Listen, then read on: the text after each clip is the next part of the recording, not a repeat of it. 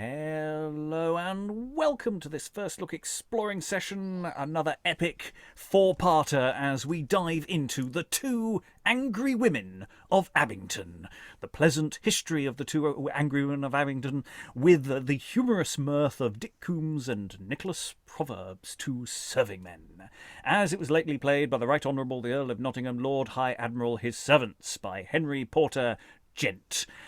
This is a play from around 1598-ish. We know that as a vague date, primarily because Henry Porter was being commissioned to write other plays to follow on from this. So we know it has a certain level of success. It's printed the following year, 1599, around about the time that we believe that Henry Porter ever so slightly snuffed it off this mortal coil. One of the reasons why we are doing this over 4 sessions, beyond the fact that it's quite a long play, is also that this will therefore feel large enough to say we've done the complete surviving works of Henry Porter Gent. There's quite a lot on that which I want to verify, but yeah, it does seem like he had an interesting career cut short somewhat. So yes, it also follows on quite nicely from the last sessions, looking at Ben Jonson's Every Man in His Humour. It's pretty much on top of that date-wise, so this is very much a sort of contemporary thing. For the moment, we're not dancing around date-wise too much in these afternoon sessions. To dive into the first few scenes of the play, and precisely how you label the scenes is also up for debate. We may change the numbering as we go along. Reading Master Goursey today is Francis Cox, actor living in Amsterdam. Reading Mistress Goursey as well as Coomes is Briony Sparrow, actor in the East Midlands. Reading Mistress Barnes today is Lynn Freitas, teacher living in the northwestern United States. And reading Master Barnes is Hi, my name's Elizabeth Amisu and I'm an author based in Romford. Reading the Prologue, Francis Mall is Lois Potter, retired academic living in London. Reading Phillip is Hi, Alan Scott, based in Suffolk. And reading Nicholas and Boy is Rachael, actor on the East Coast, looking forward to diving into the works of this very prolific writer. Well, the evidence is that he was moderately prolific. Unfortunately, nothing else survives, which is a shame. Nothing survived but his debts. Or the record of his debts, anyway. Anyway, I'm editorialising more than I normally do. Let us dive into this text with the prologue. We have a nice meaty prologue, which is nice to have. We haven't had one for a few weeks, I think. So, prologue away, please. Gentlemen, I come to ye like one that lacks and would borrow, but was loath to ask, lest he should be denied. I would ask, but I would ask to obtain. Oh, would I knew that manner of asking. To beg were base, and to couch low, and to carry an humble show of entreaty, were too dog-like that fawns on his master to get a bone from his trencher. Out, cur, I cannot abide it, to put on the shape and habit of this new world's new-found beggars, mistermed soldiers, as thus, sweet gentlemen, let a poor scholar implore and exorate that you would make him rich in the possession of a mite of your favors, to keep him a true man in wit, and to pay for his lodging among the muses. So God him help, he is driven to a most low estate. 'Tis not unknown what service of words he hath been at. He lost his limbs in a late conflict of flout. A brave repulse and a hot assault it was, he doth protest, as ever he saw, since he knew what the report of a volley of jests were. He shall therefore desire you, a plague upon it. Each beadle disdained would whip him from your company. Well, gentlemen, I cannot tell how to get your favors better than by desert. Then the worse luck, or the worse wit, or somewhat, for I shall not now deserve it. Well then, I commit myself to my fortunes and your contents. contented to die if your severe judgments shall judge me to be stung to death with the adder's hiss. Which tells us all sorts of interesting things about audiences. And this kind of prologue we've had before. Of that thing of prologues are sort of expected to come out and be a bit fawning, and this prologue just doesn't seem. His heart's not in it, is it? It's just I could do it. Look, here's a demonstration of me doing fawny stuff. But yeah, doesn't want to go there. Doesn't want to go there. And yeah, we've all died on stage at least once, I'm sure. It does seem a very modern parallel in that term of phrase with what comics live with all the time. Lois. Yeah, it's also terribly reminiscent of what Musco does when he's being the begging soldier. You know, when he meets Lorenzo Senior. I mean, it's the same sort of thing about the various actions he's been in and so on. I mean, it seems almost being parodied here. You know, these are all battles of wit as opposed to real battles. You know, he's not really a soldier at all. And we've got the reference at the end to the adder's hiss. You know, we've got audiences presumably hissing people off if they don't like it. I don't know what references we have. Do we know if people booed yet, or is that a more modern thing? We know it's nice to know we definitely have hissing. They shouted out. I mean, when they thought somebody was, you know, desperately covering up the fact that they didn't know the lines. I mean, they were out of their part. So they definitely would be shouting out. Yeah, but nice bit of hissing. I only really hiss. You only get a chance to practice hissing at Panto these days. It's Oh, no, you don't. Thank you very much. Any other thoughts about this prologue? It's quite nice. But it's a long play, so might not make it. Actually, I think we've already recorded it separately for the podcast. But anyway, if I have, there'll be a link in the show notes.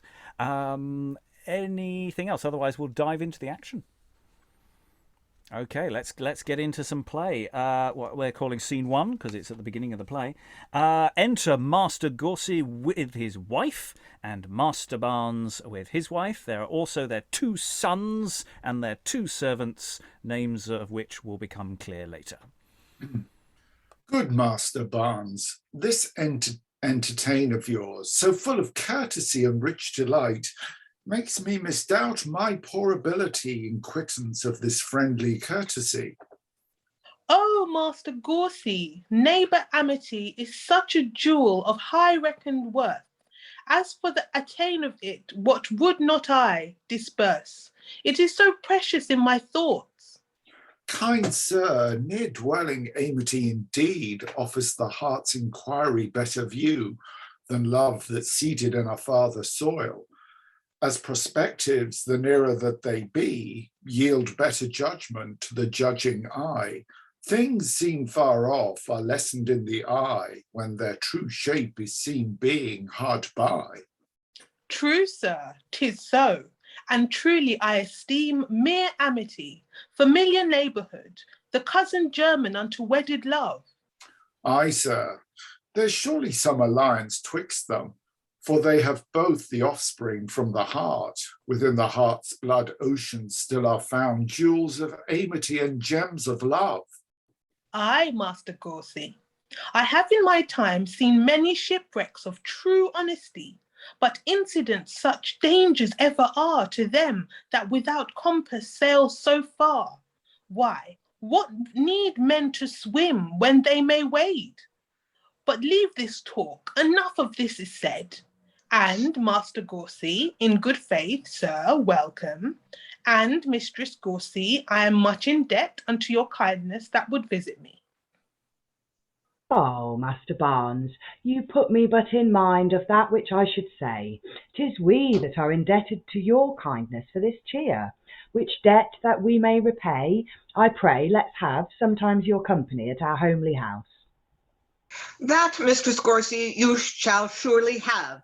He'll be a bold guest, I warrant ye, and bolder too with you than I would have him. How? Do you mean he will be bold with me? Why, he will trouble you at home, forsooth, often call in and ask ye how you do and sit and chat with you all day till night, and all night too, if he might have his will. Aye, wife, indeed. I thank her for her kindness. She have made me much good cheer passing that way. Passing well done of her. She is a kind wench. I thank ye, Mistress Goursey, for my husband. And if it happen your husband come our way, a hunting or such ordinary sports, I'll do as much for yours as you for mine. Pray do, forsooth. God's Lord, what means the woman? She speaks it scornfully. Faith, I care not. Things are well spoken if they be well taken. What, Mistress Barnes, is it not time to part? What's o'clock, Sarah?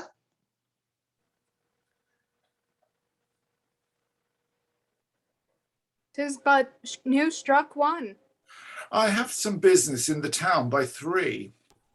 Till then, let's walk into the orchard, sir. What, can you play at tables? Yes, I can. What, shall we have a game? And if you please. If faith content, we'll spend an hour so. Sirrah, fetch the tables. "I will, sir." And exit Nicholas. Sarah Frank, whilst they're playing here, wheel to the green to bowls. Phillip, content. Coomes, come hither, Sarah. When our fathers part, call us upon the green. Phillip, come, a rubbers, and so leave. Come on. And exeunt Philip and Francis, leaving Coomes here for a moment. Bloud, I do not like the humour of these springles. They'll spend all their fathers good at gaming. But let them trowel the bowls upon the green. I'll trowel the bowls in the buttery by the leave of God and Master Barnes. And his men be good fellows, so it is. If they be not, let them go snick up.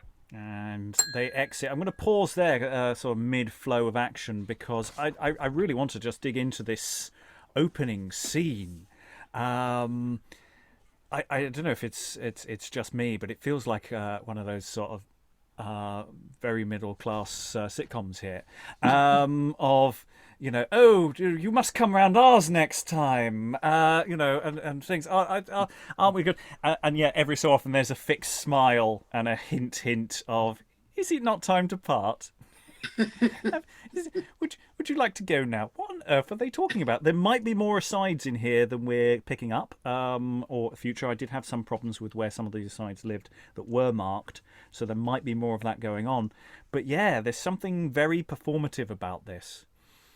We've got an orchard referenced. We've got people going to play bowls, and we've also got reference to was it tables? So some sort of game, something like Backgammon or something. I don't know, that may be being played. So it's all very leisurely. It's all very, you know, there. How are we finding these two couples, as it were? Elizabeth? I think they're almost saccharine. The way they are like communicating with each other. I think there's definitely lots more going on underneath. Either they're going to have this massive falling out, or they don't like each other nearly as much as they're pretending to. Yeah. Yeah, I mean, we've only got that explicit aside of God's Lord, what means the woman. You don't get the impression that Master Goursey likes Mistress Barnes very much. Yeah. And we've got we've got various. We've got Coomes making an initial sort of comment over everything there, and it'd be interesting to see what goes on there. Any other thoughts, Lynn? Just a small technical thing. Tables, I don't know if that actually means like what we would call a table. A table also meant like a tablet, something to keep a score on, maybe like a wax tablet that was erasable. So that's what they might be talking about is the scorecards. But Alan, I understood it as basically being gaming tables, so either card play or backgammon or similar. Maybe, but they're also playing bowls, which is an outdoor. Well, That's a separate exercise. The lads have gone off to play bowls.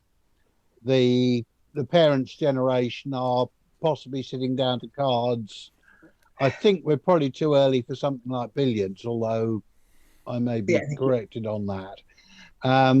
But the whole scene to me almost felt like, let's just start talking and hope the audience shut up before we get on with the real business. Yeah, and it's that sense, they've just had dinner or Sunday brunch or something, and now the party's breaking up a bit or something like that. Francis. Yeah, I was wondering what time of day it was. I was a bit puzzled about that because at first I assumed it was just an evening dinner, but then when they said the clock has struck 1 or something. But then Master Goursey said, I have some business in the town by 3. So then I thought, it must be a lunch thing. Right. Yeah, we had... Also, Lynn. Yeah, the midday meal, which they called dinner, was the main meal of the day. Right. So that you would, if you had people over for a big meal and you wanted to show them your hospitality, you would have them over at midday for noontime dinner. Right. And these references to time again. We had this with Johnson the other week. Is this going to be a specific, deliberate sense that the player's pushing us towards, or is that going to be a red herring? We don't know yet. Any other thoughts? Okay, let's bank up some more data. The scene continues. Enter Nicholas with the tables. So we'll get a sense of what the game is, I'm sure. And in tables is effectively, presumably, just a flat surface with something to you lean on. It's probably not a very substantial table. And yes, we've got Barnes, Goursey, Mistress and Master going to have a bit of an exchange. Let's see how this goes. So set them down, Mistress Goursey. How do you like this game? Well, sir. Can you play at it? A little, sir. Faith, so can my wife. Why then, Miss Master Barnes, if you please, our wives shall try the quarrel twixt us too, and we'll look on. I am content. What, women, will you play? I care not greatly. Nor I, but I think she'll play me false. I'll see she shall not. Nay, sir, she will be sure you shall not see. You of all men shall not mark her hand. She hath such a close conveyance in her play. Is she so cunning grown? Come, let's see. Yea, Mistress Barnes, will ye not house your jests, but let them roam abroad so carelessly? Faith, if your jealous tongue utter another, I'll cross ye with a jest, and you were my mother. Come, shall we play? Aye, what shall we play a game? What shall we play a game? A pound a game. How, wife?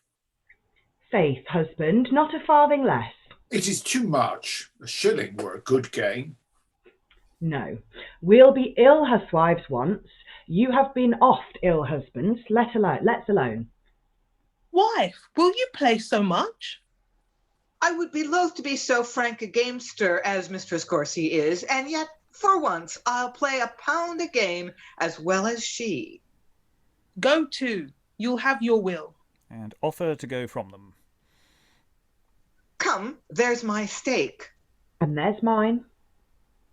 Now, throw for the dice. Ill luck, then they are yours.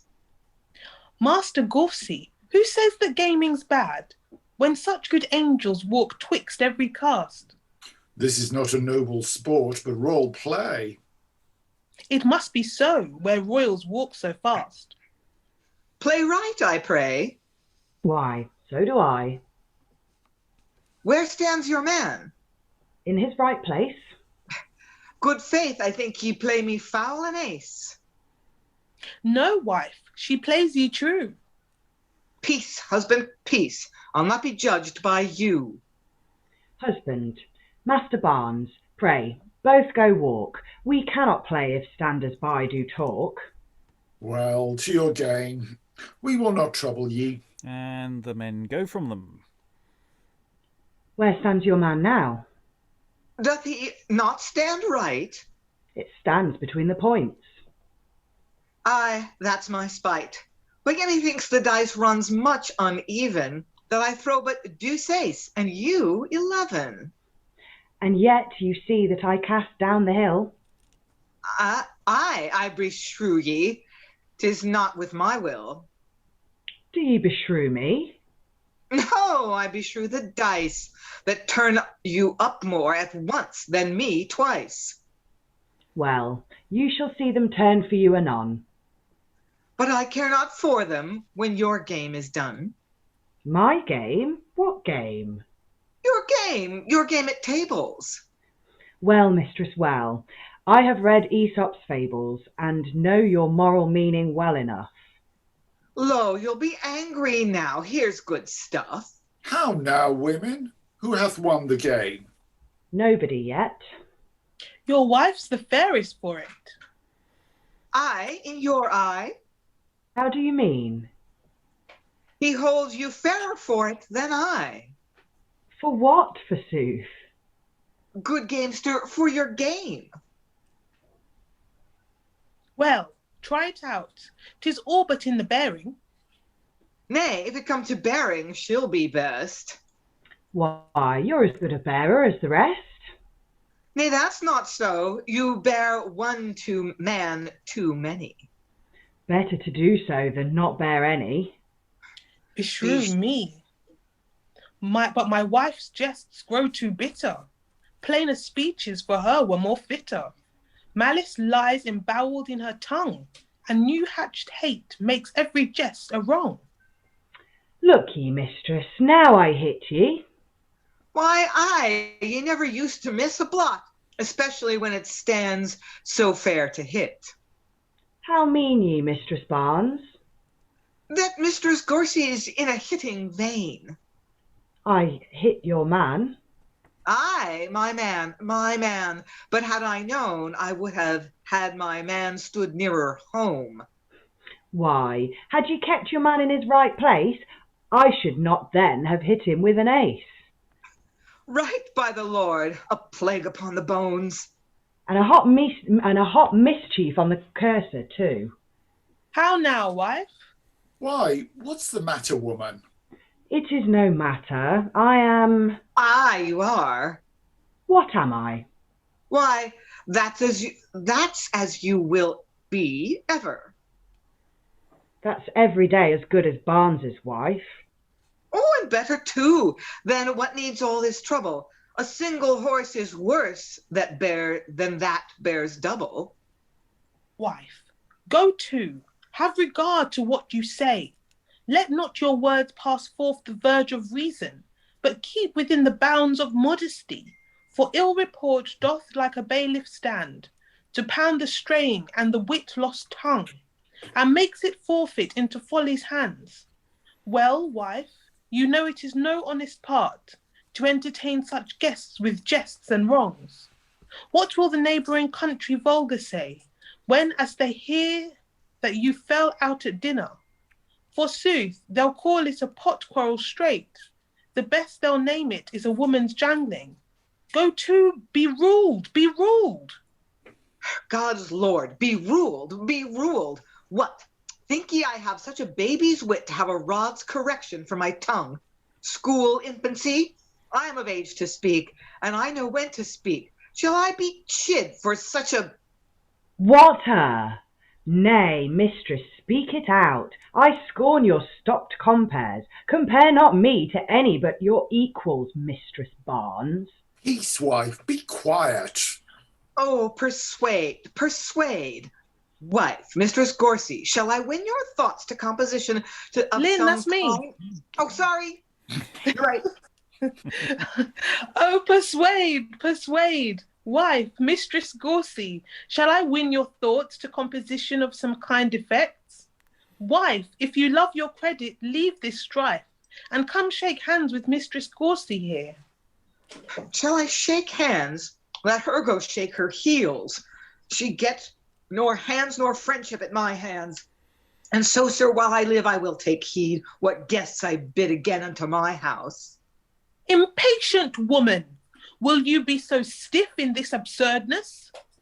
I am impatient now I speak, but, sir, I'll tell you more another time. Go to, I will not take it as I have done. And exit Mistress Barnes. And there we're going to just briefly pause in the middle of this Contratone. Yeah, gambling leads to division and strife, people. There's a lot going on here. It's starting to remind me of all sorts of different things. I like the fact that people just sort of wander off and just wander back on again. That flow that we've got slightly different situations depending on who's viewing what's going on. I'm liking the gambling as a sort of force multiplier here in the scene. You know, suddenly you've got something at stake. So the question of whether they're a good gamer or whether they're cheating or not becomes important, because that's quite a lot of, a pound a game. That's a fair amount of money. Yeah. Rachael. I think it has more to do. I think there's more going on than just the gambling. They keep talking about, do you know where your man is? And this man and that man. I think Mistress Barnes is making the implication that Mistress Goursey has had an affair with Mr. Barnes. Right. In that cheating at that game, how you brought up the cheating at the game. I don't know. I think that would be fun levels to play with. There's a lot of levels to play with here. Yeah, because we've got 4 different relationships sort of overlapping. So there's sort of we've got to go through all the different combinations here. I'll go to Alan, then Lynn. Yeah, I mean it's very obviously backgammon because of the number of references in there to terms within backgammon. But also the thing I noticed is in that dialogue between the 2 ladies, if one can call them that. If you look at it, it would be at pace. It is almost verse with alternating lines and a rhyme scheme. It's not immediately obvious when you look at it other than at pace. But I think if this was done at speed, you would get that rhyme scheme coming through and making much more emphasis on some of the nasty underhand digs that are going on. There's a lot of detail actually under the surface here. Lynn. So yeah, this is interesting. I mean, I think Rachel's definitely right. Mistress Barnes suspects Mistress Goursey of at least flirting with her husband inappropriately. That there's something inappropriate going on between them. So we've got kind of a gender reversed version of a common early modern trope of the baselessly jealous husband, which we see several times in early modern drama. But now we've got the jealous wife, and from the way the men are acting, I don't get the impression there is anything going on. The men seem really ingenuous, like we're friends, and like, what are you guys quarreling about? What? We're all friends. So Master Barnes hasn't said anything to make him seem guilty yet. So that's my guess is what's going on here is Mistress Barnes is just sort of insecure and jealous, but there's really no reason to be. How much alcohol did they have at dinner? Lois. And the alcohol probably is important because I think Mistress Barnes may not even really altogether mean it. She strikes me as one of these witty people that isn't, that really just is insulting most of the time, being very sharp. And because right at the beginning, she's saying something like, oh, yes, if you tell my husband he's always welcome there, he'll be pestering you and you'll never get rid of him. And I mean, and she does say things like being there all night too, which suggests obviously, but I think there are people that think it's funny to drop that kind of insinuation. So-and-so is hitting on so-and-so, haha. And she may just get carried away. That's kind of what her husband keeps saying about her. And, the whole thing just escalates. And then everything she says kind of leads her to say something even more awful. Yeah, that's the other dynamic. The dynamic not only between the men and the men, and the women, but also the husbands and their wives. And Master and Mistress Barnes, he's going, I see where this is going. Can we head this off? I'll keep an eye. And when he tries to interfere, he really doesn't make things better because he's just that little bit too patronising. And that actually just makes things worse. And Mistress Barnes almost says something unforgivable. The way the script sort of just stops at that point, and Mistress Goursey goes, "No, finish that sentence." What were you going to say there? I think I know what you're and yeah, everything's just escalated, and it's this sort of making mountains out of molehills, because in a sense nothing's really been said, nothing's really been done. It's interesting that this world is sort of spiraling. Other thoughts, Lois? Well, I'm just wondering, because I don't play backgammon, but they keep talking about your man, and that's clearly some piece in this. I mean, later on in Middleton's Women Beware Women, in chess there's a reference to placing your man well, but then there are actually chess men. Are there actually men in backgammon? They're known as that. Oh, I see. Right. It's a fascinating game. I haven't played it in donkey's years, but I used to play it quite a lot as a teenager. Yeah, I did too. I agree with you, Alan. It's a fun game. It's another one a bit like croquet, which looks terribly, terribly genteel, but can get awfully vicious. Yeah, and the thing is, it's also a very good game to utilise on stage because the audience won't be able to see what the dice numbers are. So you can just rehearse where the pieces are going, and there are sort of indications that things are vaguely moving in a direction, but it's not like you have to complete the game, because I think someone's going to have flipped it at some point. I see counters going everywhere. And that question about where stands your man now? Doth he not stand right? It's that sort of question of, have you moved a piece? Was that where it was a second ago? Those sort of dynamics. Elizabeth? I was just wondering how easy it is to cheat at backgammon. Incredibly hard, I would have thought, actually, because it's not like a set loaded dice would do you any good. No. Because backgammon is a good game in the sense that it is a nice balance between the luck of the dice and actually how you plan your moves when you've got the options. So it's I'm not saying it's impossible, but you would have to move a piece when someone's not looking and distract them or something like that, and I hope they didn't notice. Rachael looks like has many advice on how to cheat at backgammon. How they're both called man, how saying have you seen your man or whatever, or those things, how it could refer to the pieces, the backgammon pieces, or the physical men in the room. Production could play with those levels, and man at some points in the script could refer to the pieces on the table and sometimes to the men there, and one of them could go, "Do you see where your man is?" and then move the things while they're not looking, for the little cheating business, just create a little more of that little stage business stuff to keep the game interesting, because like you said, the audience might not see as much of that on the stage from where they are. Briony? Yes, sort of piggybacking off what Rachael was saying there, like this weird subversive dialogue where they're needling each other, and it's maybe, like you say, if they've had a bit too much to drink, they're not quite gauging how far to push it. Maybe that could be part of the technique, the distraction technique, to say something really offensive, and then just while somebody's reacting to that, just move this piece a little bit here, and you could play around with that a bit, I think. Yeah, this is a really interesting scene to workshop. Actually, I think this is and play with. It's a question, and it's setting up a play. We've got a little bit of the scene. I paused a little early on there's a little bit of the scene left to go. Let's just complete that before we add in any more thoughts. So Mistress Barnes has exited, and Mistress Goursey, I don't know if the latter end of these early lines are to her retreating back, or whether Mistress Barnes has quite exited yet. We shall see how it flows. Mistress Goursey. Nay, she might stay. I will not long be here to trouble her. Well, Master Barnes, I am sorry that it was our haps today to have our pleasures parted with this fray. I am sorry too for all that is amiss, especially that you are moved in this. But be not so.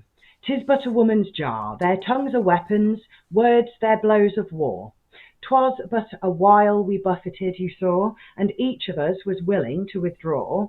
There was no harm nor bloodshed, you did see. Tush, fear us not, for we shall well agree. I take my leave, sir. Come, kind-hearted man, that speaks his wife so fair. Ay, now and then, I know you would not for £100 that I should hear your voice's churlish sound. I know you have a far more milder tune than peace be, quiet wife, but I have done. Will you go home? The door directs the way, but if you will not, my duty is to stay. Ha! Ha! Why, here's a right woman, is there not? They both have dined, yet see what stomachs they have. Well, Master Barnes, we cannot do with all. Let us be friends still.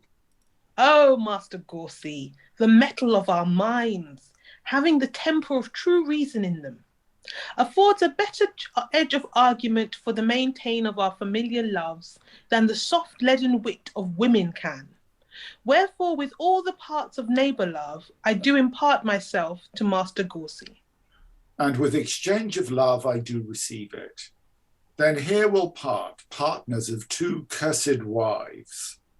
Oh, where shall we find a man so blessed that is not? But come, your business and my home affairs makes me deliver that unfriendly word mongst friends. Farewell. 20 farewells, sir. But hark ye, Master Goursey, look ye persuade at home as I will do. What, man? We must not always have them foes. If I can help it. God help! God help! Women are even untoward creatures still. And exeunt. So, several questions to ask here, but I'll go to Briony first. I feel like at the end of her little rant, Mistress Goursey should not exit because she's got to wait for her husband before she can leave, but just be almost exit, stood at the side of the stage, tapping her foot, like, are we going or what? Yeah, I've got that. I've noted. What does she do here? What's going on? Because it's not an exit line because of what she says, but yeah, and I've also got noted. Just what's the game here with what Mistress Goursey is saying there? Because there's angles there that are interesting, and then of course we get the two men just doing ha, we're chaps together, aren't we? And I'm sort of going, how much of that is Mistress Goursey taking in? Who's overhearing that element of the conversation? Francis. No, were you not waving? You were not no. waving. Okay. Thoughts from the room? Because the chaps are being terribly chappy. And it's the early modern period. We can't expect everyone to be. There's a lot of elements of misogyny going on in the sort of the world narrative that this play has, but the scene is detailed enough to saying these characters are believable characters. It's not like they're just standing here spouting things. There's a world that is functioning and characters that are functioning, which makes sense. So there's a lot to play with here. Alan. I must admit, this has echoes from me of a playwright who I do not like, but you could almost see this done by Ayckbourn. Yeah. It's very much the same sort of trope, isn't it? The middle class dysfunctional relationships. Yeah, engaged in some sort of playing a game in the middle of a scene. It's straight out of Ayckbourn or vice versa. And yeah, there's quite a few plays of that sort of ilk, and I mentioned sort of sitcoms earlier. It does feel like that's the scene has a strong theme and a strong piece of gameplay that it plays very well.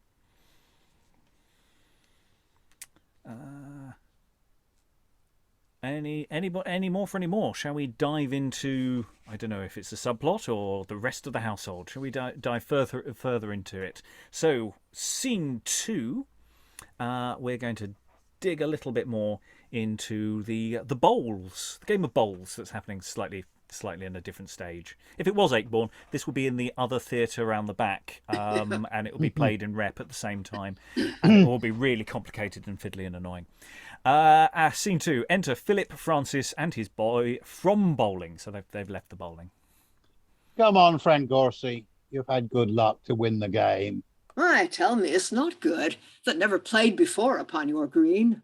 'Tis good, but that it cost me 10 good crowns, that makes it worse. Let it not grieve thee, man. Come more to us. We will devise some game to make you win your money back again, sweet Phillip. And that shall be ere long, and if I live. But tell me, Francis, what good horses have ye to hunt this summer? 2 or 3 jades or so. Be they but jades? Oh, no, faith. My wag's string here did founder one the last time that he rid.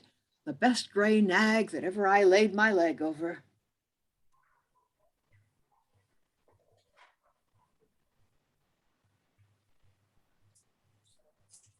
You mean the flea-bitten? Good sir, the same. And was the same the best that e'er you rid on? Aye, was it, sir? Faith, it was not, sir. No? Where had I one so good? One of my colour, and a better too. One of your colour? I ne'er remember him. One of that colour? Or of that complexion. What's that ye call complexion in a horse? The colour, sir. Set me a colour on your jest, or I will. Nay, good sir, hold your hand. What? Shall we have it? Why, sir, I cannot paint. Well, then I can, and I shall find a pencil for ye, sir. Then I must find the table if you do. Whoreson, barren, wicked urchin. Look how you chafe. You would be angry more if I should tell you it. If I should tell it you. Go to, I'll anger ye, and if ye do not.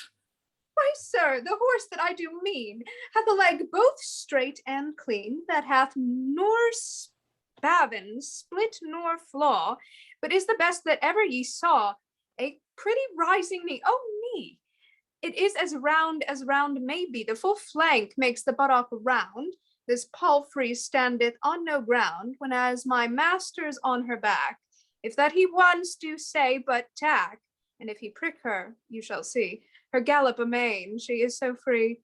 And if he give her but a nod, she thinks it is a riding rod. And if he'll have her softly go, then she trips it like a doe. She comes so easy with the rein, a twine thread turns her back again. And truly I did ne'er see yet a horse play proudlier on the bit. My master with good managing brought her first unto the ring. He likewise taught her to corvette, to run and suddenly to set. She's cunning in the wild goose race, nay, she's apt to every pace, and to prove her colour good, a flea and a mort of her blood, digging for channels in her neck, and there made many a crimson speck. I think there's none that use to ride, but can her pleasant trot abide. She goes so even upon the way, she will not stumble in a day, and when my master— What do I? Nay, nothing, sir. Oh, fie, Frank, fie. Nay, nay, your reason hath no justice now. I must needs say, persuade him first to speak, then chide him for it. Tell me, pretty wag, where stands this prancer? In what inn or stable? Or hath thy master put her out to run? Then in what field? What champion feeds this courser, this well-paced, bonny steed that thou so praisest? Faith, sir, I think— Villain, what do you think? I think that you, sir, have been asked by many, but yet I never heard that ye told any. Well, boy, then I will add one more to many, and ask thy master where this jennet feeds. Come, Frank, tell me. Nay, prithee, tell me, Frank. My good horse master, tell me. By this light, I will not steal her from thee. If I do, let me hold a felon to thy love. No, Phillip, no. What, wilt thou wear a point but with one tag? Well, Francis, well, I see you are a wag. And in a moment, we have the entrance of Coomes. But I'm just going to pause there because I want to just this. I don't know. Is this the boys' audition speech or something? I mean, it's a really lovely thing, and it's a fun little back and forth. I have no idea why it's here, but I kind of enjoyed it. But I've just got. I like it, but what is it? What are they talking about? It's like they have this thing about, do you have a decent horse available? And the boy sort of oversteps his place and almost gets beaten and stuff, and just tells this lengthy discourse on a horse. I'm strange. Okay, Rachael, then Elizabeth and Alan. I think this is just a setup for a sex joke. I mean, I think that's all it is. It's just comedy servant sex joke. Elizabeth. Nice one, Rachael. Briony just put in the chat, this is one for the horse list. We have to remember our early modern bingo. So this is definitely a horse play. But I found, I'm not familiar with Porter, but I'm getting a strong sense of a rhythm here that is quite unique. That in terms of language and in terms of characters, I'm starting to get a sense of how the characters play back and forth from each other, which is something I haven't seen before in any other play that we've done. And the boy is using a slightly different verse form as well, and there is a play around, because the way the language is shifting. I'll go to Alan, then Lois. Yeah, I mean, I'm getting the impression almost that we're looking at two generations here. What we've got is the two senior servants, Nicholas and Coomes, who it would appear are relating more with the parents' generation, and the boy is there to echo that with the two lads. And I think when I looked at the list of people in this, because it's not too clear whose sons are referred to in that opening stage direction, I think actually there is a son from each of the two families. So you may be getting whatever animus there is existing between the mothers, as we've seen in the first scene, whether that's echoing down a generation almost. Well, the Francis and Phillip seem to be in good sorts with each other. At the again, it's the chaps sticking together quality that may or may not become really problematic as the play goes on. Yeah. So there's a bit of that there. Lois. Yeah, the boys' rhyme, it's a sort of set piece. There's something very like it I can think of in Women Beware Women, which is a much later play where somebody comes out with a whole series of quite short-lined couplets. And I suspect I could probably find other examples of this elsewhere too. I mean, it's kind of the equivalent of breaking into song in a musical, really. I mean, it's a totally different register from the rest of what's going on. But yeah, I still don't really quite get it. I mean, there seems to be, why does Phillip get so annoyed at the kid for talking about this, unless this is a reference? I mean, there are puns on horse and whores or something maybe, but otherwise, what is it that he doesn't want to have revealed? Or maybe we'll find out later. But it just seems as if, I don't know, there's some sort of theme about people getting upset and calming down, that's going on here as well. Yeah, I mean, there's a nice flow to the bit when the boy finishes, or is interrupted, and when my master, what? Nothing, which I really like, and I like the way Philip's saying, that you can't chide someone before they've said the thing you don't like. You have to wait for them to say it first. He sort of makes that point a couple of times. It's yeah, I mean, it's fun. And as I say, we know this is a long play, so looking for material that we like, but maybe detach and put somewhere else for our horse show that one day will come. No on-stage appearance of the horse though, so it's only a tangential horse. It's a flyby horse here. Briony. Yeah, I was just going to note this lovely rhyme scheme also gives it a nice kind of pace. The fact that you've got shared rhymes when it's a back and forth between two people. That just really helps to move it along as an actor, because you've got to respond quick enough for the rhyme to continue. Yeah, and that sense of the way the dialogue flows and the way the actors have to really work as a unit to make this work. It's a harder text to cue script to a degree. Though actually, I suppose the rhyming actually makes that relatively straightforward. So maybe I'm just talking nonsense, which is entirely possible. Let's continue the scene, because I cut us off as Coomes enters. So we're going to get more. So we still have Francis, Phillip, and the boy, and we maybe move on from horseplay. Let's see. Enter Coomes. Swoons, where be these timber turners, these troll the bowls, these green men, these? What? What, sir? These bowlers, sir. Well, sir, what say you to bowlers? Why, I say they cannot be saved. Your reason, sir? Because they throw away their souls at every mark. Their souls? How mean you? Sir, means the soul of the bowl. Lord, how his wit holds bias like a bowl. Well, which is the bias? This next to you. Nay, turn it this way, then the bowl goes true. Rub, rub. Why rub? Why, you overcast the mark and miss the way. Nay, boy, I used to take the fairest of my play. Dear Coomes, methinks thou art very pleasant. Where gottest thou this merry humour? In your father's cellar, the merriest place in the house. Then you've been carousing hard?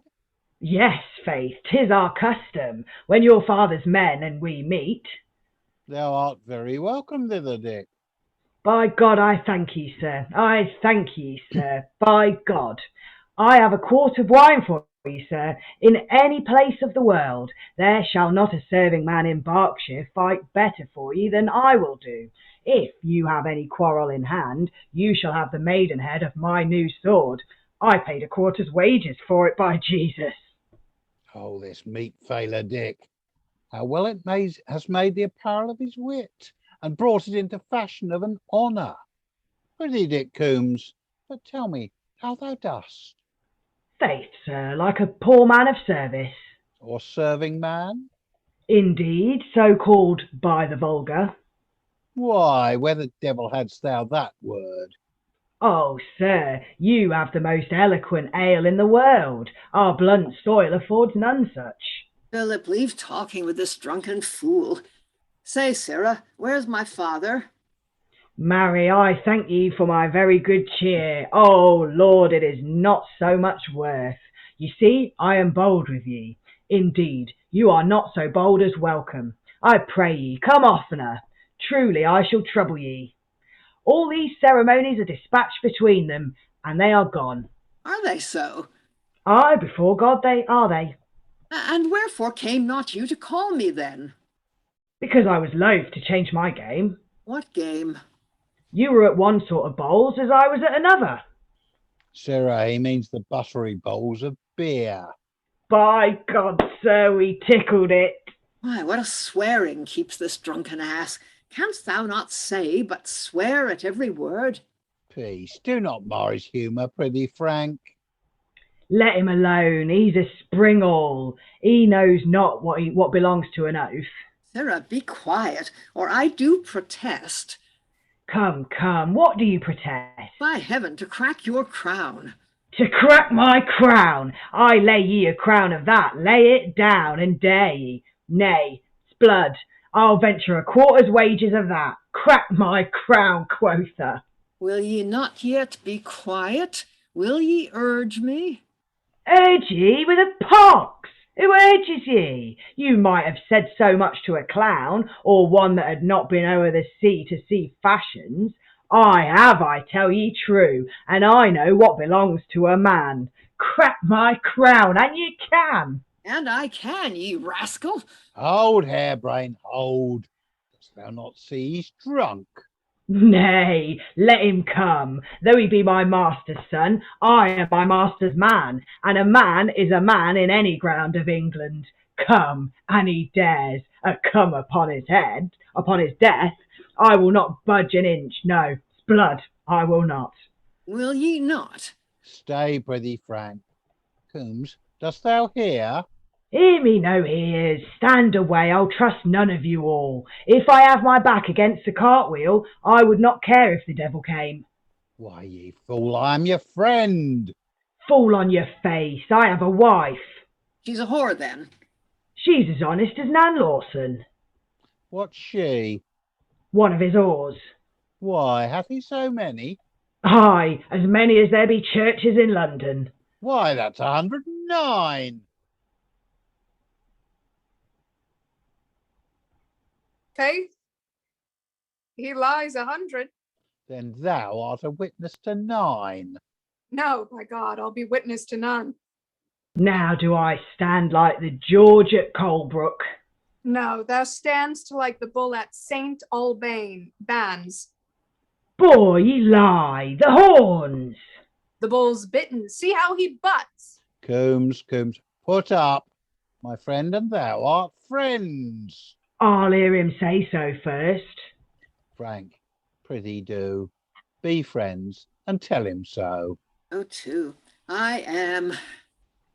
Put up, sir, and ye be a man. Put up. I'm easily persuaded, boy. Are ye mad slave? Come, a couple of oar masters I found ye, and so I leave ye. Lo, Frank, dost thou not see he's drunk, that twits thee with thy disposition? What disposition? Nan Lawson. Nan Lawson. Nay, then. Go to, ye wag, 'tis well. If ever ye get a wife, i' faith I'll tell. Sirrah, at home we have a serving man. He is not humoured bluntly as Coomes is, yet his condition makes me often merry. I'll tell ye, sirrah, he's a fine, neat fellow, a spruce slave. I warrant ye, he will have his cruel garters cross above the knee, his woolen hose as white as driven snow, his shoes dry leather neat and tied with red ribbons, a nosegay bound with laces in his hat, bride laces, sir, and his hat all green coverlet for such grass green wit. The goose that grazeth on the green, quoth he, may I eat on, when you shall buried be. All proverbs is his speech, he's proverbs all. Why speaks he proverbs? Because he would speak truth, and proverbs, you'll confess, are old said sooth. I like this well, and one day I will see him. But shall we part? Not yet. I'll bring ye somewhat on your way. As we go, between your boy and you, I'll know where that brave prancer stands at livery. Come, ye shall not. I' faith I will. And off they go to see a man about a horse. Okay, lots of interesting things about this little scene. So it's drunk comedy scene from Coomes here. With misunderstandings, deliberate or otherwise, about bowling terms and bowls generally, leading to an argument and the potentiality of violence. And then I've just noted it at the end there, the close of the scene. You call that a comedy servant? I've got a comedy servant. Which seems to me a deliberate setup for later on, doesn't it? I can top your comedy servant with one of my own. Briony.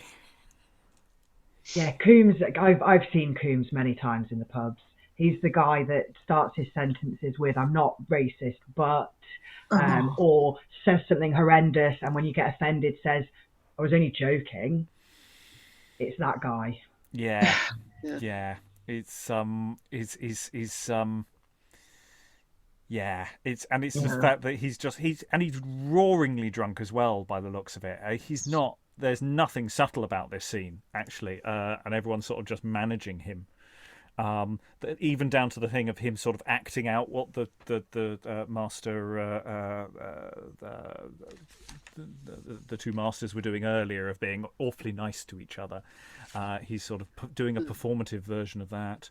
And yeah, quite happy to turn to violence at the drop of a hat, of which basically we have the line from Phillip, leave it, he's not worth it. Basically, just modern translation of the line there. Lois.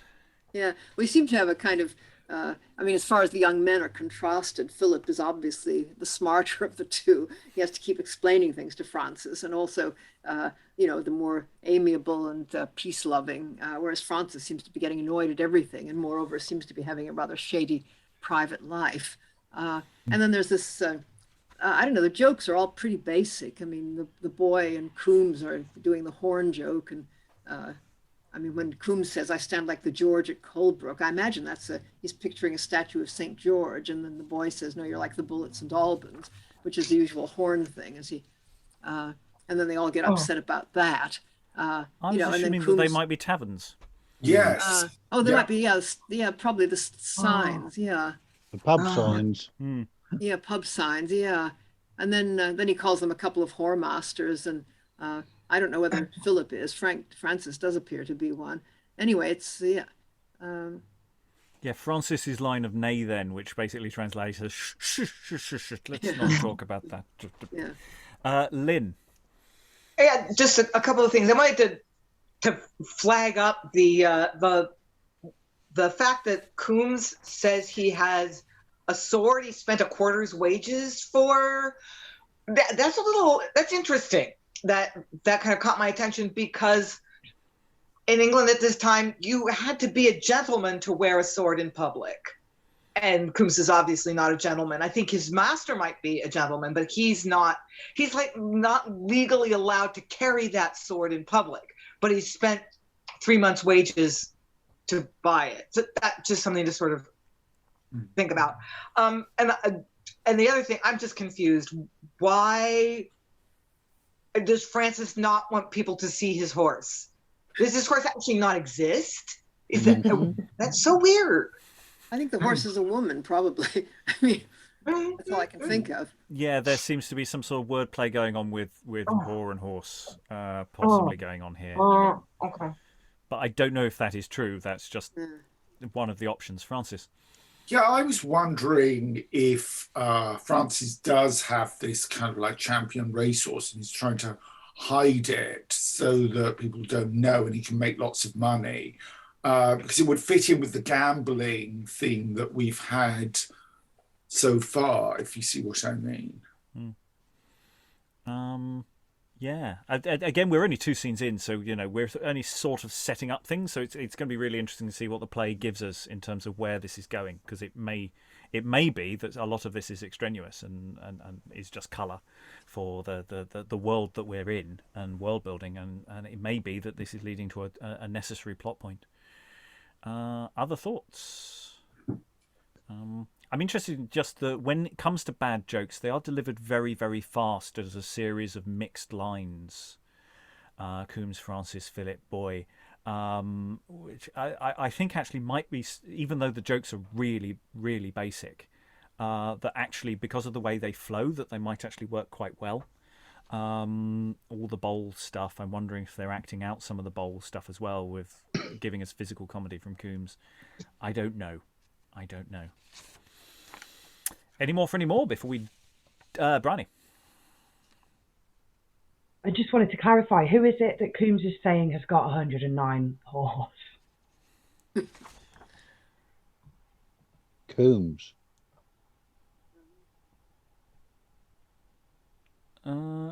Is he saying it of maybe Francis, but Francis? Yeah, that would be a bit far-fetched. I mean, why anybody would believe that?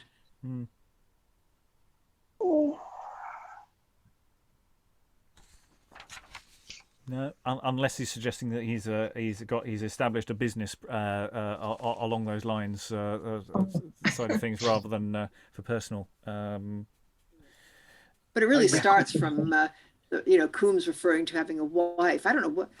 That's really their whole string of non sequiturs there. I mean, Phillip says, "I'm your friend." Then Coomes says, "Fool on your face, I have a wife."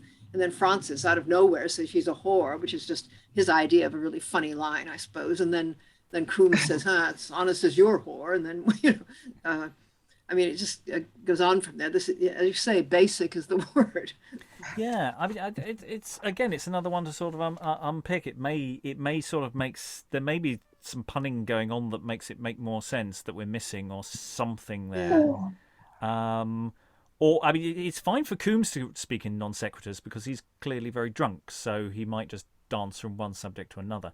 Everybody else shouldn't, though. So if Francis or Phillip, for example, speak in non sequiturs, they have no excuse. Lots of questions, of which I, as of yet, have no answers. Now, we're not going to finish scene 3 today. It's a very long scene, unless we find a place where we might think scene 3 might be broken up into different parts. So we're going to just sort of stop and start and keep going until we reach a point where we'll stop. And hopefully it will be a vaguely logical one, and it won't completely throw us tomorrow. So, scene 3, we return to Master Barnes and his wife, Mistress Barnes. Wife. In my mind, today you were to blame, although my patients did not blame ye for it. Methought the rules of love and neighbourhood did not direct your thoughts. All indiscreet were your proceedings in the entertain of them that I invited to my house. Nay, stay, I do not chide, but counsel, wife, and in the mildest manner that I may. You need not view me with a servant's eye, whose vassal senses tremble at the look of his displeased master. O my wife, you are myself. When self sees fault in self, self is sin obstinate. If self amend not, indeed, I saw a fault in thee myself, and it hath set a foil upon thy fame. Not as the foil doth grace the diamond. What fault, sir, did you see in me today? Oh, do not set the organ of thy voice on such a grunting key of discontent. Do not deform the beauty of thy tongue with such misshapen answers. Wrathful words are bastards caught by rashness in the thoughts. Fair demeanours are virtue's nuptial babes, the offspring of the well-instructed soul. Oh, let them call thee mother, then my wife. So, seem not barren of good courtesy. So, have ye done? Aye, and I had done well, if you would do what I advise for, well. What's that? Which is that you would be good friends with Mistress Goursey. With Mistress Goursey? Aye, sweet wife. Not so, sweet husband. Could you but show me any grounded cause? The grounded cause I ground, because I will not. Your will hath little reason then, I think. Yes, sir, my reason equaleth my will. Let's hear your reason, for your will is great. Why, for I will not. Is all your reason for I will not, wife? Now, by my soul, I held ye for more wise, discreet, and of more temperature in sense than in a sullen humour to effect that woman's will. Born, common, scholar phrase. Oft have I heard a timely married girl, that newly left to call her mother ma'am, her father dad, but yesterday come from, that's my good girl, God send thee a good husband. And now being taught to speak the name of husband, will, when she would be wanton in her will, if her husband asked her why, say, for I will. Have I chid men for an unmanly choice, that would not fit their years? Have I seen thee, pupil, such green young things, and with thy counsel tutor their wits? And art thou now infected with this disease of imperfection?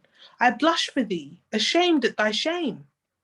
A shame on her that makes thee rate me so. Oh, black-mouthed rage, thy breath is boisterous, and thou makest virtue shake at this high storm. She is of good report, I know thou knowest it. She is not, nor I know not, but I know that thou dost love her, therefore thinkest her so. Thou bearest with her because she bears with thee. Thou must be ashamed to stand in her defense. She's a strumpet, and thou art no honest man to stand in her defense against thy wife. I'll catch her in my wife by cock's bones. I'll scratch out both her eyes. Oh, God. Nay, never say, oh, God, for the matter. Thou art the cause. Thou badst her to my house, only to blear the eyes of Goursey, didst not? But I will send him word, I warrant thee, and ere I sleep too. Trust upon it, sir. And exit Mistress Barnes. Wow, that was a masterclass, Master Barnes, in how not to talk to your wife. I mean, the opening gambit, I just went, wife, in my mind today, you were to blame. Not a good opening gambit there. Regardless of whether that's true or not, really, and then just... I mean, there's fascinating language being used here as well. Grunting key of discontent, I found was an interesting phrase. I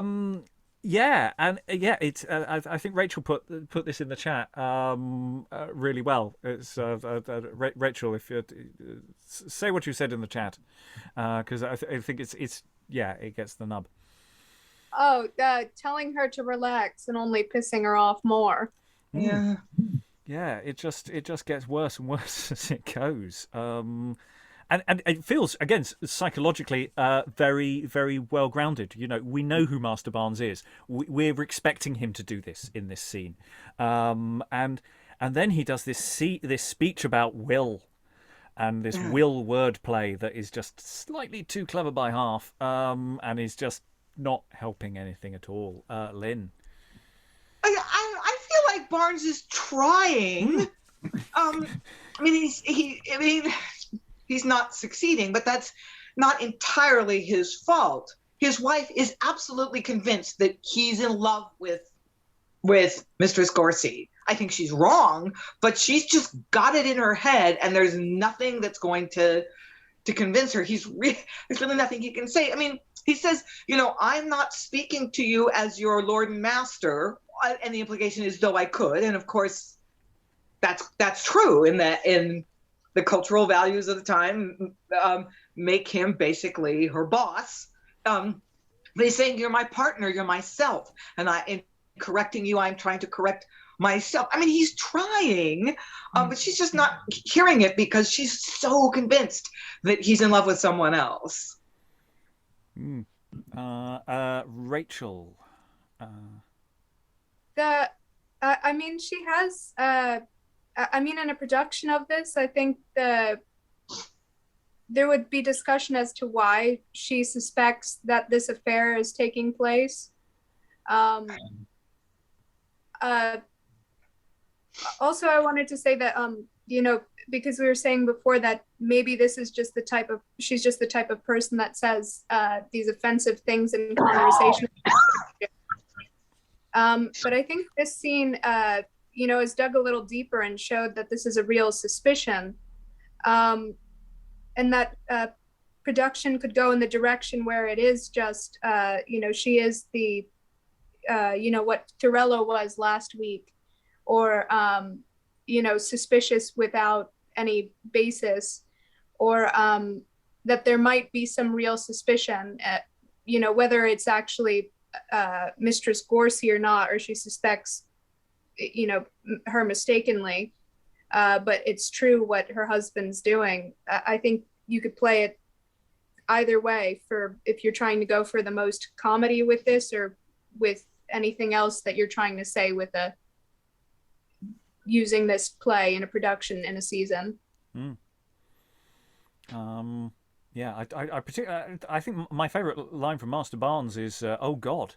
Actually, it's sort of just his response and a respite there of. I'm just wondering, how do you land that line? What kind of is he actually appealing to is it surprise, or is it something, is he actually calling? I'm overworking two words, one of which isn't really a proper full word. Elizabeth, then Alan. I like this really modern concept of taking sides, because Mistress Barnes seems to think that because Master Barnes said she didn't act appropriately with the guests in their home, that he's taking the side of Mistress Goursey. And I think that's where the conflict comes in to play. Alan? I think actually the way I'd read the "Oh God" line is very much the way it appears in the Sondheim number Barcelona, where the guy tries to persuade an air hostess to stay for another night. And she keeps saying no. And in the end, she turns around and says, yes, okay, I'll stay. And he goes, oh, God. We are continuing to dip in and out of the scene. Any additional thoughts before we move forward? Okay, so we get now, Mistress Barnes has exited. Master Barnes is left alone on stage. He's going to be joined in a moment with someone else. So we're going to get Master Barnes' reaction to Mistress Barnes' exit. Methinks this is a mighty fault in her. I could be angry with her. Oh, if I be so, I shall put a link onto a torch, and so give greater light to see her fault. I'll rather smother it in melancholy. Nay, wisdom bids me shun that passion, then I will study for a remedy. I have a daughter, now, heaven invocate, she be not of like spirit as her mother. If so, she'll be a plague unto her husband, if that he be not patient and discreet, for that I hold the ease of all such trouble. Well, well, I would see my daughter had a husband, for I would see how she would demean herself in that estate. It may be ill enough, and so God shall help me, well remembered now. Frank Goursey is his father's son and heir, a youth that in my heart I have good hope on. My senses say a match, my soul applauds the motion. Oh, but his lands are great, he will look high. Why, I will strain myself to make her dowry equal with his land. Good faith, and 'twere a match, 'twould be a means to make their mothers friends. I'll call my daughter, to see how she's disposed to marriage. Mal, where are ye? And enter Mal. Father, here I am. Where is your mother? I saw her not, forsooth, since you and she went walking both together in the garden. Dost thou hear me, girl? I must dispute with thee. Oh, Father, the question then must not be hard, for I'm very weak in argument. Well, this it is. I say 'tis good to marry. And this say I, 'tis not good to marry. Were it not good, then all men would not marry, but now they do. Marry, not all, but it is good to marry. Is it both good and bad? How can this be? Why, it is good to them that marry well, but them that marry ill, no greater hell. If thou might marry well, wouldst thou agree? I cannot tell. Heaven must appoint for me. Wench, I am studying for thy good indeed. My hopes and duty wish your thoughts good speed. But tell me, wench, hast thou a mind to marry? This question is too hard for bashfulness, and Father, now ye pose my modesty. I am a maid, and when you ask me thus, I, like a maid, must blush, look pale and wan, and then look red again, for we change color as our thoughts change. With true-faced passion of modest maidenhead, I could adorn me, and to your question make a sober curtsy, and with close-lipped civility be silent, or else say, no, forsooth, or aye, forsooth. If I said no, forsooth, I lied, forsooth. To lie upon myself were deadly sin. Therefore, I will speak truth and shame the devil. Father, when first I heard ye name a husband, at that same very time, my spirits quickened. Despair before had killed them. They were dead, because it was my hap so long to tarry. I was persuaded I should never marry. And sitting sewing thus upon the ground, I fell in trance of meditation. But coming to myself, "O Lord," said I, "shall it be so? I must an unmarried die?" And being angry, farther said, now by Saint Anne, I will not die a maid. Good faith, before I came to this ripe growth, I did accuse the laboring time of sloth. Methought the year did run but slow about, for I thought each year 10 I was without, being 14, and toward the t'other year, good Lord, thought I, 15 will ne'er be here, for I've heard my mother say that then pretty maids were fit for handsome men. 15 past, 16, and 17 too. What, thought I, will not this husband do? Will no man marry me? Have men forsworn such beauty and such youth? Shall youth be worn as rich men's gowns, more with age than use? Why, then I let restrained fancy loose, and bade it gaze for pleasure. Then love swore me to do whate'er my mother did before me. Yet, in good faith, I have been very loath. But now it lies in you to save my oath. If I shall have a husband, get him quickly, for maids that wear cork shoes may step awry. Believe me, wench, I do not reprehend thee, but for this pleasant answer do commend thee. I must confess, love doth thee mighty wrong, but I will see thee have thy right ere long. I know a young man whom I hold most fit to have thee both for living and for wit. I will go right about it presently. Good father, do. And exit Barnes, and we'll in a moment find out what Noel is actually thinking here. What an interesting little scene, because we start off or this sequence in this scene. So you get the impression that Noel is sitting there sort of navigating what they think the response is expected or which way their father is going to jump, and that this is very, very, watching cues. Is this the right direction to be going in? Maybe I should try in this direction. And yet there's some really interesting things in that speech. Thoughts from the room? Because, Lynn. Well, going back a little bit, Barnes. Oh my, yeah, the way to make our wives friends is to make them mothers-in-law. Can't possibly go wrong.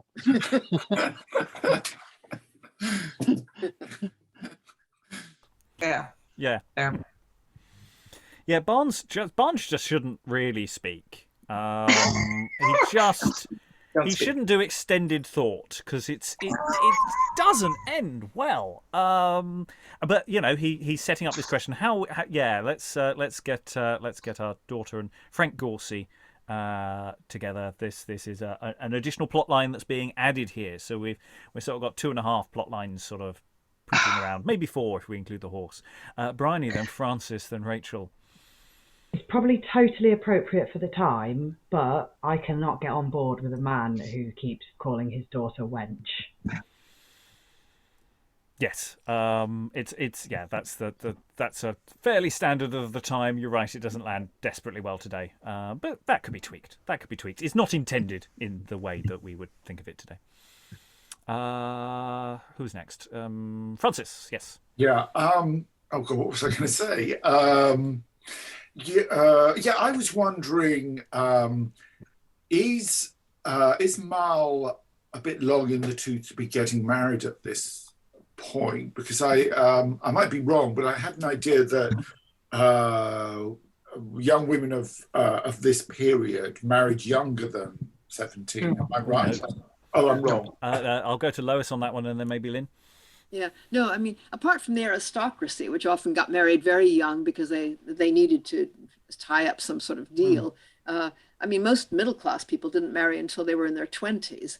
And I mean, Moll is going on about being on the shelf at 17, as far as I can see. But I think I don't know whether she's doing a comic routine or whether she really believes this. I mean, it is so much like the sort of sex-starved girl trope that they do seem to have been obsessed with this idea that once girls reached puberty, they suddenly became sex maniacs, and you needed to keep an eye on them because otherwise they'd be sure to get pregnant and ruin your family fortunes. And the whole thing was going to be a mess. I mean, they're constantly saying this.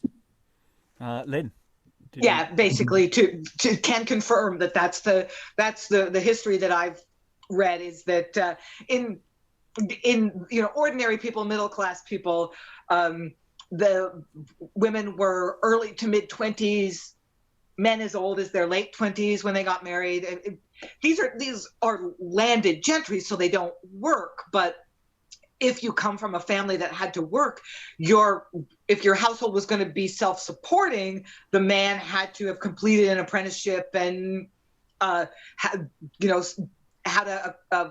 a job, basically. And in ordinary people who lived in these small towns, married their rough contemporaries, people they'd grown up with. So yeah, I think it's a gag that she's like, I'm 17 and I'm still single, I'm an old maid. That's a joke, I think. Yeah, because it's interesting, because the context in which that speech is delivered really does change its meaning. Because if this was a soliloquy or something aside, that angst might be much more real. Because there's a perfectly good teenage angst about are you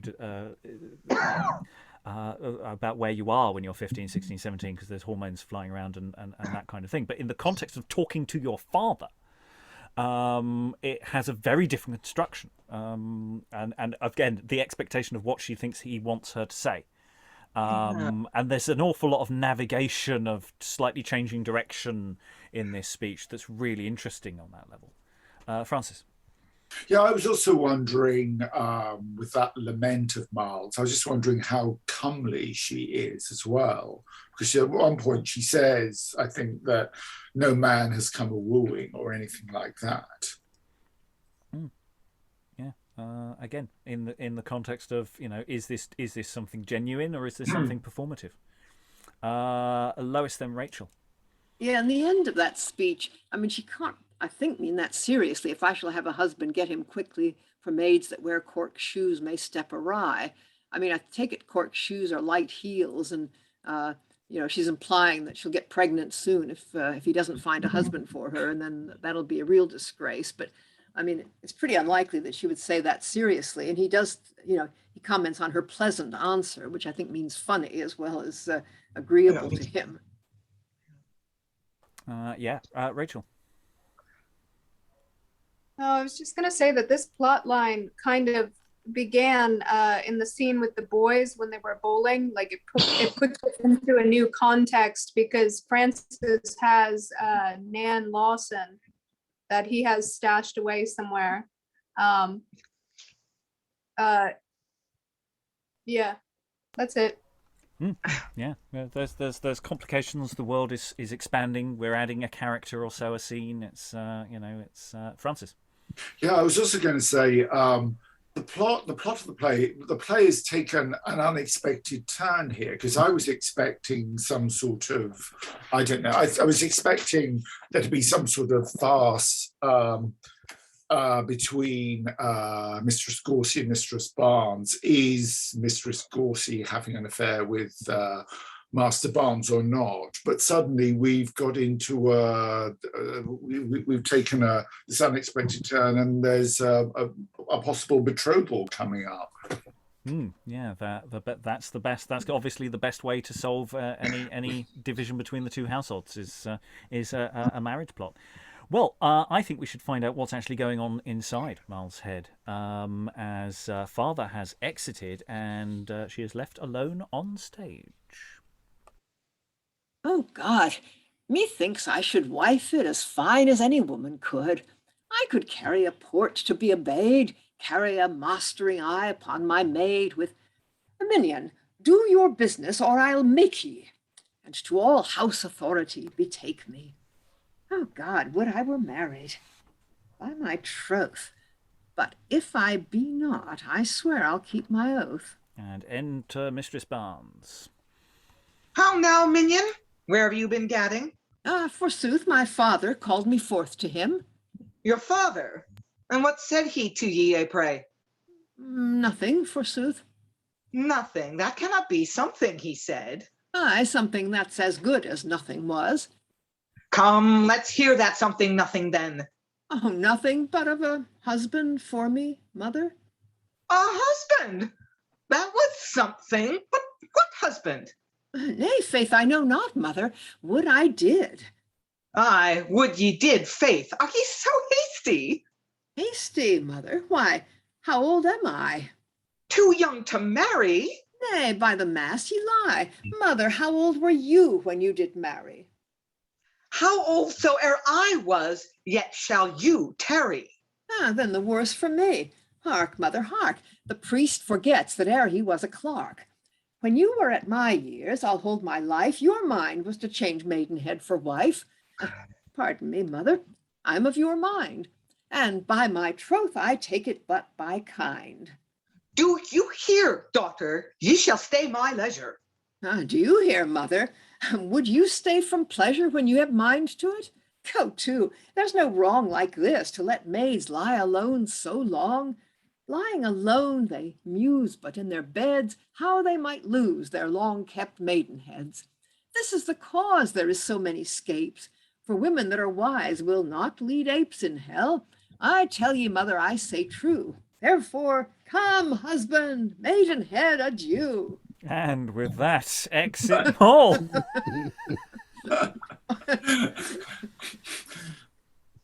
Well, lusty guts, I mean to make ye stay, and set some rubs in your mind's smoothest way. Enter Phillip. Mother, How now, sirrah? Where have you been walking? over the meads, halfway to Milton, mother, to bear my friend Frank Goursey company. Where's your blue coat, your sword and buckler, sir? Get you such like habit for a serving man, if you will wait upon the brat of Goursey. Mother, that your mate Amisu, this makes me wonder. When I departed, I did leave ye friends. What undigested jar hath since betided? Such as almost doth choke thy mother, boy, and stifles her with the conceit of it. I am abused, my son, by Goursey's wife. By Mistress Goursey? Mistress Flirt, yea, foul strumpet, light o' love, short heels. Mistress Goursey, call her again, thou wert better know. Oh, my dear mother, have some patience. Aye, sir, have patience, and see your father to rifle up the treasures of my love, and play the spendthrift on such a harlot. This same will make me have patience, will it not? This same is woman's most impatience.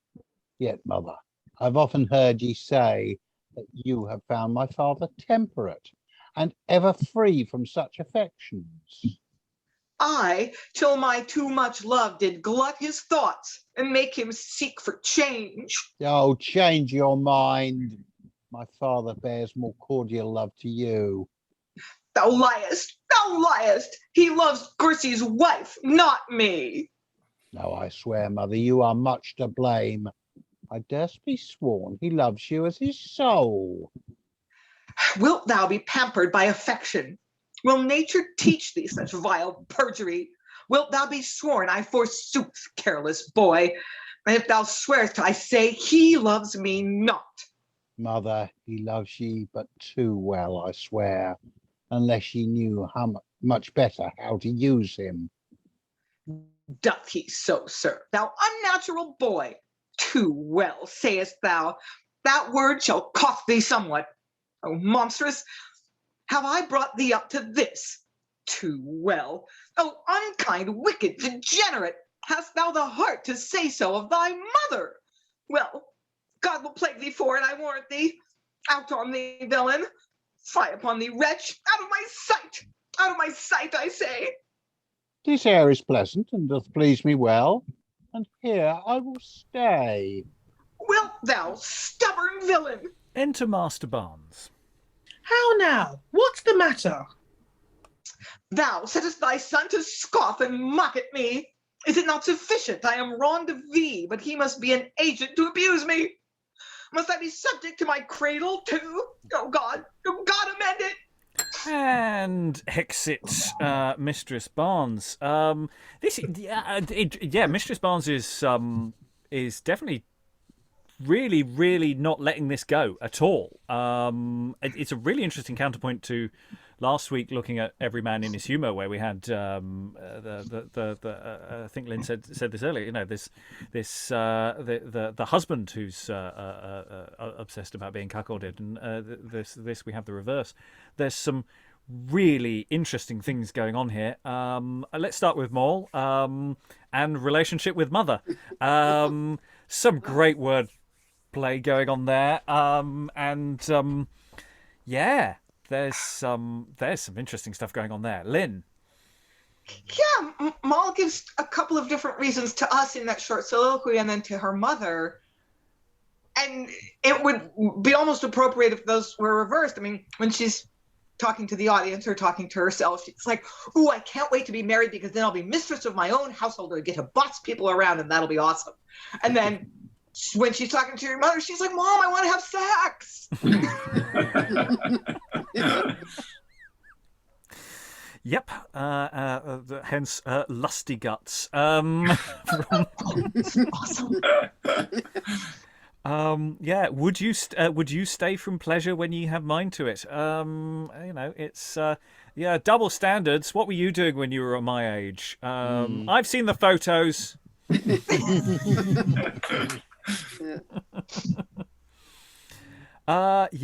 So there's the way that people are slightly different depending on who they're talking to and the context that they're in. I really like about this play is that there are slightly shifting things going on, that people are wearing slightly different social masks, and they're playing people in slightly different ways, and then we have the exchange with Phillip and mother, and of course, again, it's people making their case to different people to say, be on my side, and Philip's not really doing that. Thoughts on Philip and Mistress Barnes here, Alan? He's stuck in a very awkward position. I mean, his mother's gone off on one. I mean, I put in the chat, it must be time for her tablets and a lie down. Whether it's her natural character or the drink talking is a moot point that could be subject to directorial choice. But she does seem to be on some sort of mental episode. Well, I don't know. I mean, I definitely think everything is getting a bit out of hand, but it's that sense of trying to get people on your side. Having made a very public position, of which, it's doubling down on that with somebody else who wasn't there. And everything's starting to spiral in that sense. Francis? Yeah, I see Mistress Barnes as being sort of, she's approaching middle age, she's getting older, she's starting to worry about her looks going, and is just worried that her husband is starting to stray, and then she's sort of developing all these sort of scenarios, really. Yeah. At least that's the way you could, as a director, that's a choice you could make, and that's the way it could be played. Yeah, the one line leapt out at me, which I wasn't quite sure how to work with. You found my father temperate and ever free from such affections. I, till my too much love did glut his thoughts and make him seek for change. I mean, I'm not quite sure how to pass that line. The logic of that, especially talking to your son about such things. It's the conjunction of these relatively short scenes, because it's basically one continuous scene, but it's made up of different people. One coming on, knocking the next person on, and so forth. So these sort of series of two-handers flowing into each other as say one person speaks to the next person, speaks to the next person, speaks to the next person. So it's structurally quite interesting as well, about ways it's doing it, because we've got now the anticipation, which we'll look at next time, of father talking to Phillip, and saying, presumably that's going to be to, hey, you're friends with that Frank Goursey, maybe we could get your sister and him together. So all of these plans bouncing one into the other. Elizabeth. Yeah, I know that the title is The Two Angry Women of Abingdon, but I like the fact that women are kind of front and center in this, and that they say what they think, and especially in terms of being sometimes antagonistic. I was really seeing Mistress Barnes as like Zoe Wanamaker in My Family, and I just thought that she was quite a thrilling character. I know Alan said that she should take her pills and lie down, but I think that if she has a problem with Mistress Goursey, she has to say it, and she's expecting someone to agree with her, but no one in her family is. Mal is just like, lusty guts, as you said, and Phillip just says that you're to blame. So she's sort of stuck, and then you can see her anger building. You can see this sort of, ire that she's got getting worse. Yeah, and even if she's wrong about what's going on with her husband and Goursey, I think the world that she's in, she is her responses are actually reasonable in that sense. That there's a lot of frustration with nobody is listening to her. That there is psychology to what's going on here. This is an early modern world. It's full of various. The patriarchy is in full flourish, but the world here is actually well built. These characters are well built, and they are given a lot to do. I mean, unlike Every Man in His Humour, which we did last week, where there were very few women and they were quite nicely sketched, but they weren't on for very long. Whereas here, we are getting stuff in flow. Briony. I just think it's really interesting when she first comes in that Mistress Barnes refers to her daughter as minion just after she's made this point about how she'd be bossing around the servants when she's got a household of her own, calling them minions. And I just think it's really interesting the way they've used that. Oh yeah, I hadn't picked up on that. Yeah, it's one day I get to be as annoying as my mother. This is generational warfare. Briony. But also that she almost, as the woman of the household, her children should be stepping into line for her, and they're not. They're not agreeing with her in any way. No. Alan. Yeah, I mean, I think Mistress Barnes is a control freak who has possibly been indulged for a considerable period of time and maybe sees it slipping away slightly. And for some reason, I'm reminded of the Oscar Wilde quote. I can't remember from which play, but the one about the tragedy is all women turn into their mothers, and the man's tragedy that none do. It's important to being earnest. It is important to being earnest. Lois. Yeah, she seems, her first attitudes to Mal suggests that she's a really rather horrible mother. I mean, the way she addresses her and what are you doing here alone and so on, it's just quite unpleasant. On the other hand, the fact that Mal is so sassy with her, surely she wouldn't be like that if her mother was always being horrible, unless the house is just one hotbed of anger all the time. So I don't know. I mean, I get the impression that Mistress Barnes is just being carried away and can't stop. It's interesting that Mal says, okay, how old were you when you got married? She doesn't answer that, she says, never mind how old I was. And which obviously means that Mal is right. I mean, that Mistress Barnes probably got married when she was about 15 or 16. I don't know. I guess because these people are landed gentry, they can get married a lot earlier. I mean, they don't have to,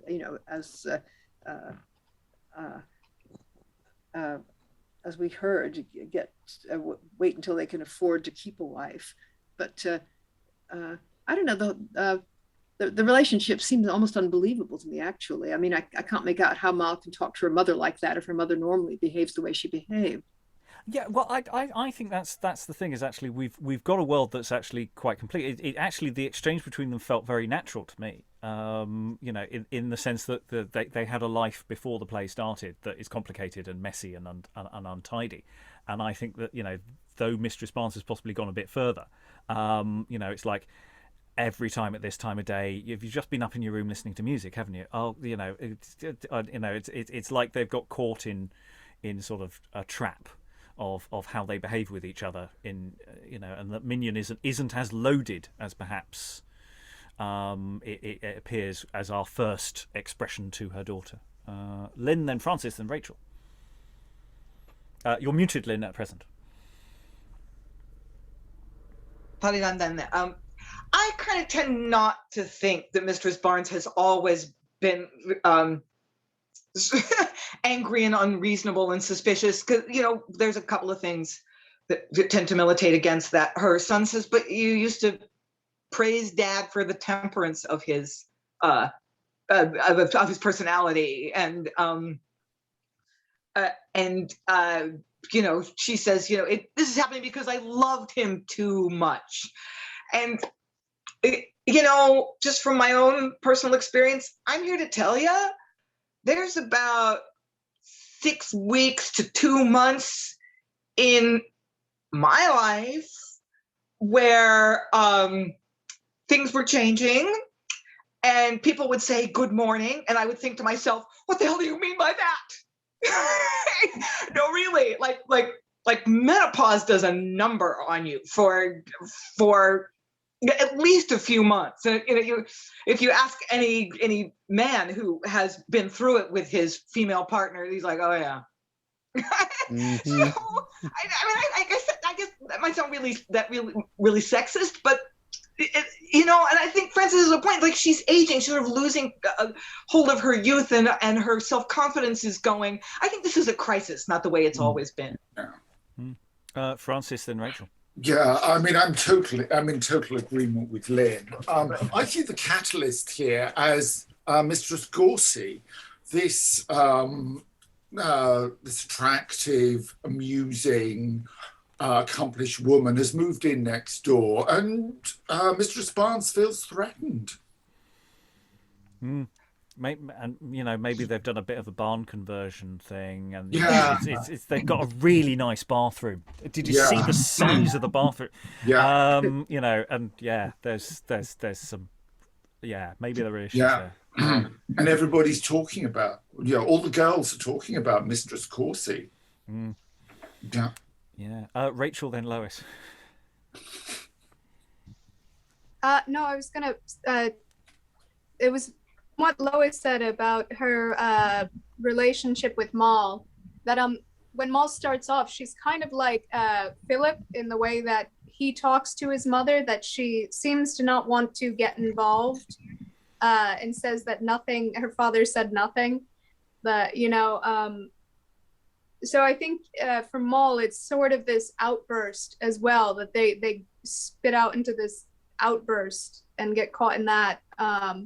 And how we were talking about sides, how she feels her husband is on Mistress Goursey's side, that she's trying to get her children to choose sides for this real or perceived slight that they've done against her, because she has a really knee-jerk reaction. Lois.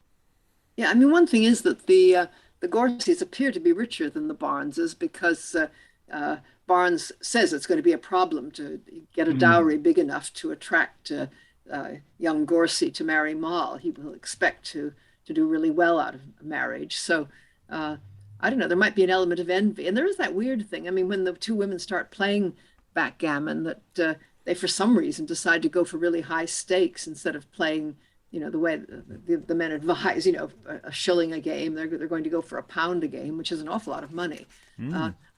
So I don't know, there may be a kind of anxiety about money in this too. I was trying to work out, have the Gourseys really just moved in? I mean, I get the impression that Phillip and Frank have known each other for some time.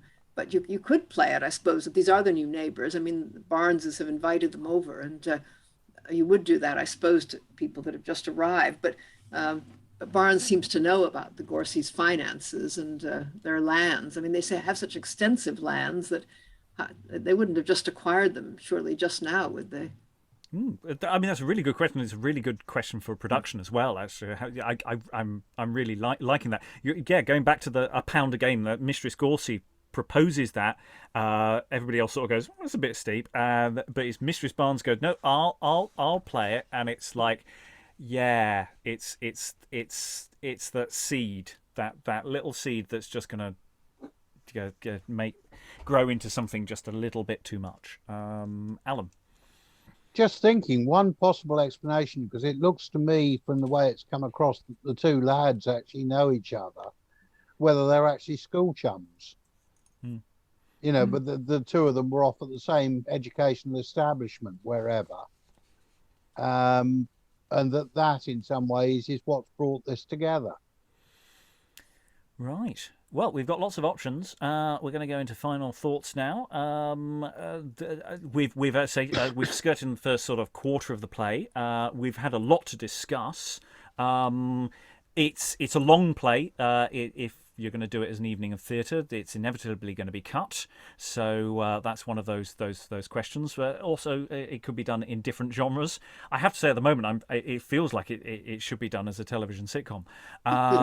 It almost feels like that's what it's doing, and I don't know what the thoughts in the room are. So yeah, first impressions about it all. Francis, any final thoughts? Well. At the beginning of the play, it seemed to take time to come to the boil, but now it has, with a vengeance, and I'm thoroughly enjoying it. And it's so human as well. I mean, it's like you say, it feels like a sitcom or an Alan Ayckbourn play. I mean, you could put this play on today as is, and, audiences would recognize these people and the emotions. It's in that way, it's sort of timeless. I've come back after a month, and I'm starting again with a cracking good play. Excellent. Elizabeth, any final thoughts? Yeah, I completely echo Francis. I said earlier that I saw Zoe Wanamaker as Mistress Barnes, but I saw Robert Lindsay as Master Barnes, because those are two of my favourite actors. But I just thought that who you get to act these characters will make them endearing rather than insidious or because there's an element of middle class living that has always seemed to have the dark side to the middle class, the Midsummer Murders side. That's like, they have the nice fence and their nice topiary, but actually underneath it something more dodgy is going on. So I like the idea that you cast this very carefully in order to bring out the humour and the humanity that Francis was talking about in the characters. Yeah, there's a lot of detailed work to be done with the actors here. I mean, you can just feel that you could really dig and delve and keep finding stuff, and lots to enjoy. Alan, any final thoughts? Yeah, I must admit, thinking on casting, and okay, it's a reflection of my age when I was into watching TV drama. You could almost see Richard Briers, Felicity Kendall, Penny Keith, the Good Life cast. Doing the number on this, because there's an awful lot of resonance. It's okay, you've got the complications with the comedy servants who we haven't seen an awful lot of so far, and the next generation, but that would be a starting point for what's effectively a comedy of manners, it would appear so far. Yes, it is an interesting question as to what the servant and what Coomes and etc. that subplot is, where that's going to go and how that's going to land. Certainly, in terms of my immediate question of what might we cut, orations to a horse. I love it. I'd record it separately and put it on the podcast, but I don't know if I would keep it in a production. But fight for the horse if you wish. Lois, any final thoughts? No, I think people would enjoy this a lot, and probably the more realistically, with the more detail one can put it on, the better, because it's part of the charm of it, that it gives you this feeling of the upper middle classes or lower landed gentry, I don't know, in full detail. I mean, I'm not sure really how much this author knows about women. I mean, he seems to me to be playing basically various sort of stereotypes about them, but it still works. Lynn, any final thoughts? Oh, muted again, I'm afraid. Moron. So a couple of things. I really like Francis's idea that economic and class anxieties are layered into the sexual jealousy. It's quite a complicated relationship. And sort of keeping up with the Joneses thing. I don't know if that's an expression you have there. But yeah, that maybe the Gourseys are just that notch above the Barneses economically, and to the men it's not that big a deal, but to the women that status thing is really important. I mean, a lot of early modern drama deals with those economic and status anxieties, so I think that could easily be there. And I also really agree with Elizabeth that casting is really important, because Mistress Barnes she's a tough one, because I think it's really easy to just see her as just this irrational, raging harpy, and she has a lot of stage time, and she could be really not likable, and that's going to really take your production down in flames. So you need to make her someone that, despite her jealousy and her crankiness, that you kind of feel for. She seems human and vulnerable, and she's just mistaken, but she is suffering, and you just kind of feel compassion for her. That's really important for a production of this to fly. Yeah, and that she has a journey as to this position where we are now. You know, that first scene, it's a bit spiky, but that's just maybe a social awkwardness, maybe something just under the surface that then builds and builds and builds to where we are now, rather than going in straight away. I think that's absolutely right. That Mistress Barnes has to be real, and maybe that has to be worked. But I think the staging posts are in the script. Briony, final thoughts? Yeah, I'm really enjoying it. I agree with a lot of what's been said. There's something so British about it, because there's a huge list of programs spanning a very long time period that you could liken this to. Even, for example, like the husband and wife side of it, almost like Basil and Sybil in Fawlty Towers. You know, some of that. There's the middle-aged, not middle-aged, middle class thing, which is very British. We've done that a lot on, in TV sitcoms and stuff. So I really like that. And the other thing that I particularly like about this is the meter and the rhymes. I like how that pulls it all along, and the pace and everything. I think it's really interesting.